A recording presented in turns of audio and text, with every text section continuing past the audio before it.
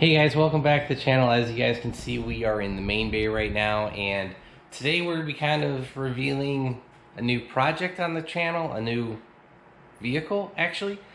And as you guys have been sticking around for the last 5 or 6 years, this doesn't happen a lot on our channel, and the last time I bought a new vehicle was over 8 years ago, and that was actually the SS behind us. So today got a little bit of a new reveal. And as you guys can tell by the thumbnail, there is something new and big that's outside, so let's go ahead and show you what we got.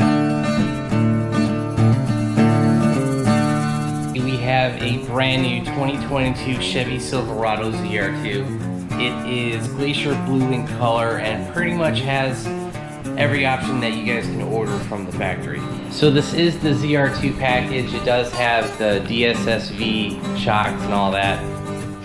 It's got the 6.2 liter V8, it has a 10-speed automatic transmission. The interior is actually the new interior for 2022, so it has the new radio, the new driver's information center, as well as the all-digital dash. So it's kind of looking like a Tesla, kind of, sort of. It has a sunroof, it's got leather seats, it's pretty much fully loaded, like I said.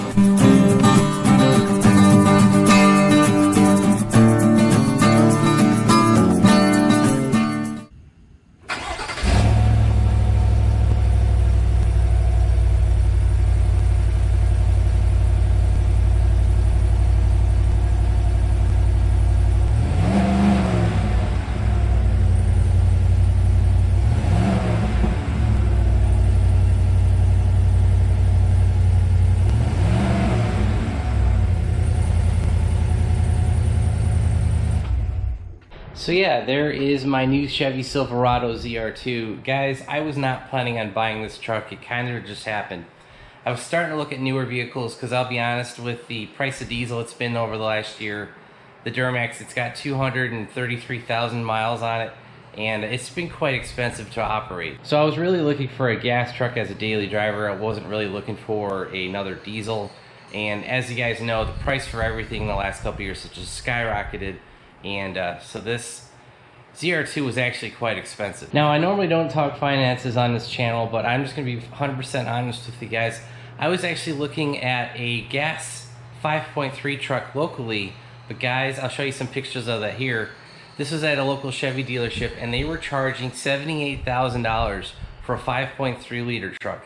I don't even think this was an RST truck. I think it was a base model. It had the old interior in it, and they were charging a $10,000 market adjustment fee, as well as another $10,000 for a lift kit and a muffler and a set of wheels. I know that is not $10,000 worth of modifications, but that's what they were charging for it. And so a base model truck at this local Chevy dealership is now more expensive, priced over a Zr2. So that black truck that I was looking at, I actually really liked it, but gosh, the price point and that market adjustment price of $10,000, I was like, that's ridiculous. There's no way I'm spending $23,000 over sticker for a base model truck. And I was like, that is absolutely ridiculous. So I started looking at Zr2s, and unfortunately there were none here in the Carolinas. I knew of one, but we'll get to that in a second.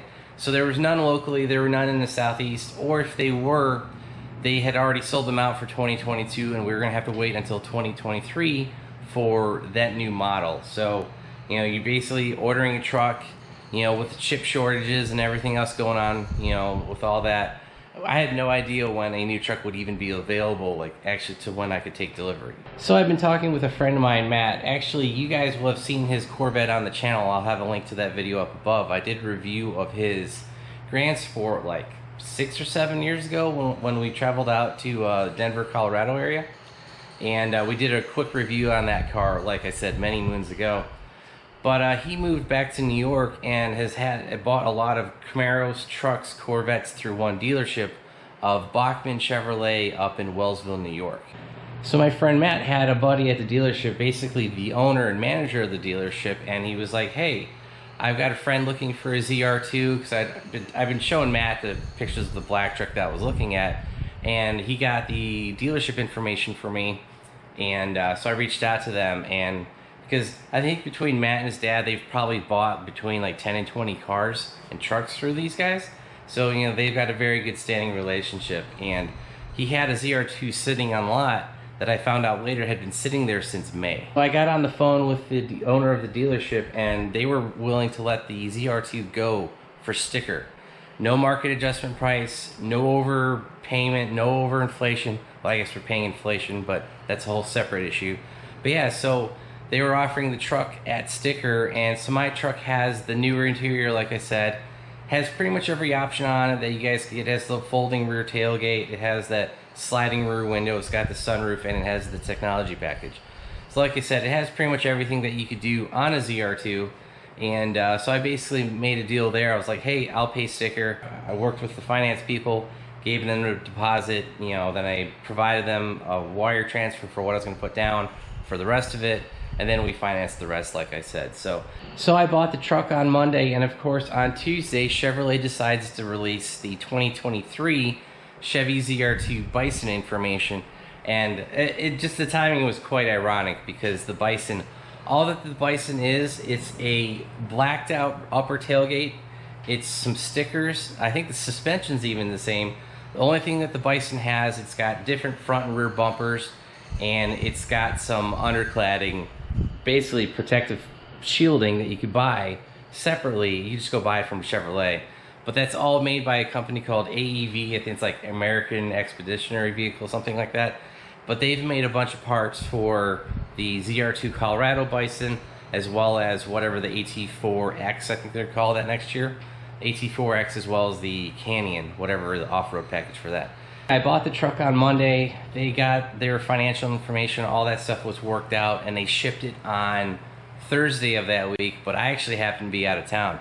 If you guys saw the Boston video that I posted a couple weeks ago, I actually bought the truck when I was out of town. I actually looked into flying from Boston to Wellsville, Buffalo, New York, then drive out to Wellsville. But the flight from Boston, I was gonna have to connect to Charlotte. And the flight was gonna be $500 or $600 some dollars, because it was last minute. I was like, you know what? I don't have the time, you know, with work and everything. I was like, that's just kind of ridiculous. So I decided to have them ship it, and it ended up being just about $1,100 to ship the truck from New York here to the Charlotte area. So I'll actually have some pictures here of the truck being delivered to the in-laws. And like I said, I was out of town for 10 plus days.